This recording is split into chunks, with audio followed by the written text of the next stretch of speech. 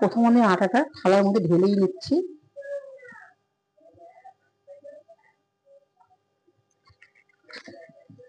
এখানে আছে নারকেল কোড়া, নারকেলটাকে কুড়িয়ে ঝরঝর করে রেখে দিয়েছি। এটাকে আমি নিয়ে নিয়েছি এর মধ্যে। তারপরে এখানে আছে চিনি, 1 বাটি চিনি। আপনারা যেরকম চাইলে মিষ্টি খেলে মিষ্টি খাবেন, নাহলে কম করে খাবে, যেমন চাইবেন সেমন খাবেন মিষ্টিটা। মিষ্টিটা আমি 1 বাটি মিষ্টি দিয়ে দিলাম।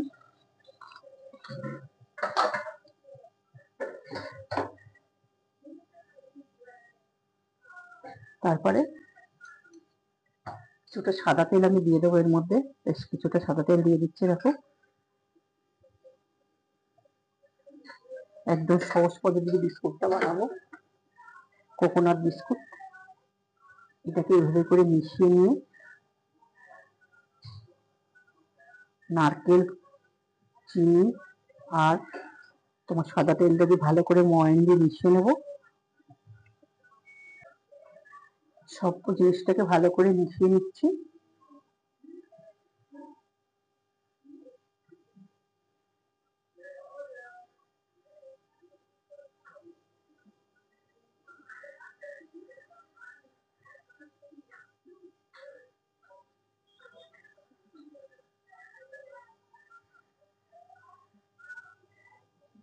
বেশ করে মিশানো হয়ে গেল। দেখো কি সুন্দর করে মিশে ফেলেছি। এবার জাস্ট অল্প অল্প জল দিয়ে জিনিসটাকে আমি মাখবো। একটা গাম দিয়ে সুবিধা হতো।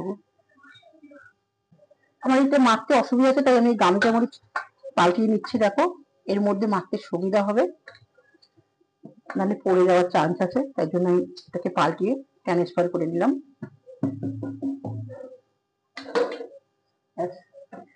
একটু সাদা তেল আমি দিয়ে দিচ্ছি এর মধ্যে, আর কিছুটা তেল আমি দিয়ে দিলাম। দিয়ে আবার এটাকে একটু হেভি করে দিচ্ছি। দেখো, এবার ঝরঝরে আমি মাখতেও পারবো। ওটার মধ্যে বড় অসুবিধা হচ্ছিল থালার মধ্যে।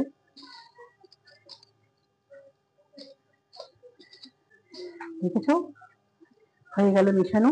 এবারে অল্প অল্প করে জল দিয়ে আমি, দেখো কি সুন্দর হয়ে গেছে, দেখেছো জিনিসটা। এবার অল্প অল্প জল দিয়ে আমি জিনিসটাকে ডোটাকে বানিয়ে নেবো। এরকম করে করে দিয়ে দিয়ে একসাথে বেশি করে জলটা দেবো না, অল্পখানি লাগবে। এইভাবে অল্প অল্প করে জল দিয়ে আমি জিনিসটাকে মেখে নিচ্ছি।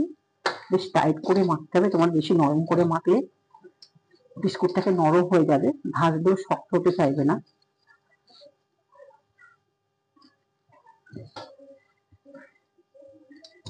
এইভাবে করে একটু রেখে দিচ্ছি আমি। এরকম করে বড় বড় করে লেচি কেটে নেব, নিয়ে বড় বড় করে বেলে সুন্দর করে এরকম বড় বড় করে পিস করে নেব, নিয়ে বড় বড় করে বেলে নেব ভালো করে। আমি আটা দিয়েই বেলবো।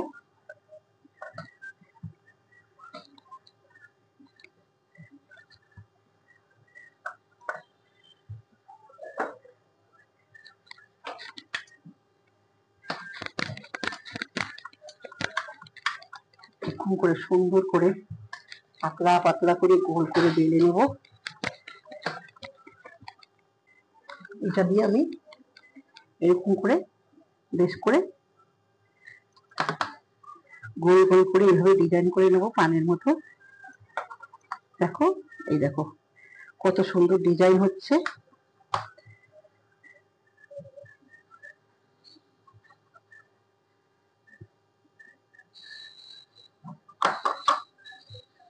হয়ে গেল।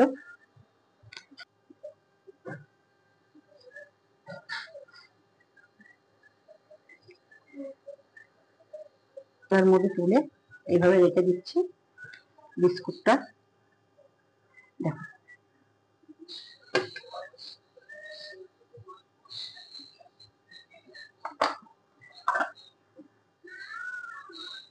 এই যে কি সুন্দর হয়ে গেছে। দেখো, একদম পানের মতো ডিজাইন, একটা কি সুন্দর রাউন্ড একটা ডিজাইন হয়েছে। সব কটা কয়েকটা আমি বানিয়ে নিচ্ছি এভাবে। এবারে কড়াটা বসিয়ে দিলাম। কড়াটা একটু গরম হলে আবার আমি ওই একই পদ্ধতিতে ভেজে আর বিস্কুটটা করে তোমাদের দেখিয়ে দিচ্ছি। এবার সাদা তেল কিছুটা দিয়ে দিচ্ছি।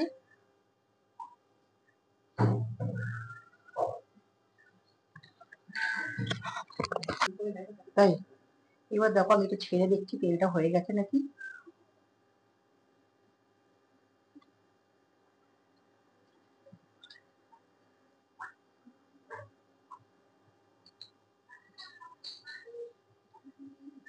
এবার আমি কয়েকটা ছাড়ছি, তেলটা আমার গরম হয়ে গেছে। যাহাতো জায়গাটা খুব ছোট, তা বেশি ছাড়া যাবে না, 3-4টে করে ছাড়তে হবে।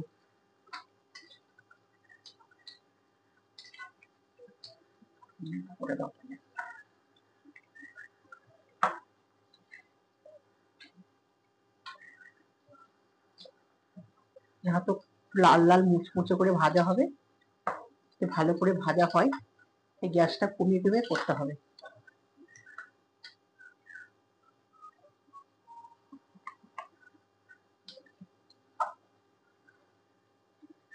মোটামুটি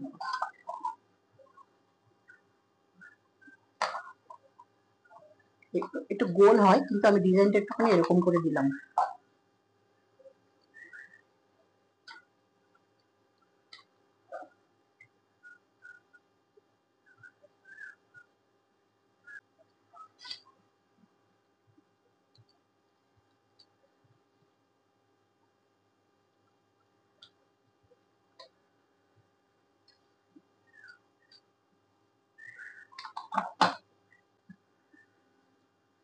দেখো এটা আমার ভাজা হয়ে এসেছে অলরেডি।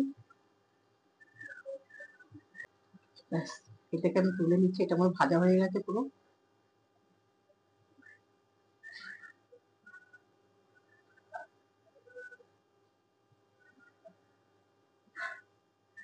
এই দেখো কত সুন্দর ভাজা হয়ে গেছে।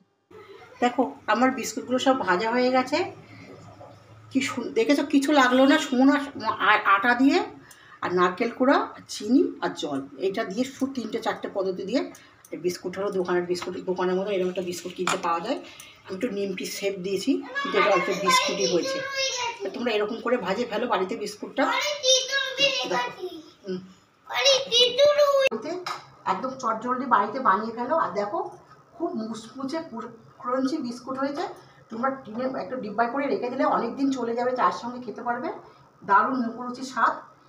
এইভাবে বাড়িতে চটপট করে বানিয়ে ফেলো, একদম সহজ পদ্ধতিতে একটা বিস্কুট বানিয়ে করে অবশ্যই খাবে। করে যদি ভালো লাগে তাহলে আমাকে একটা সাবস্ক্রাইব করবে, লাইক দেবে, কমেন্ট করবে।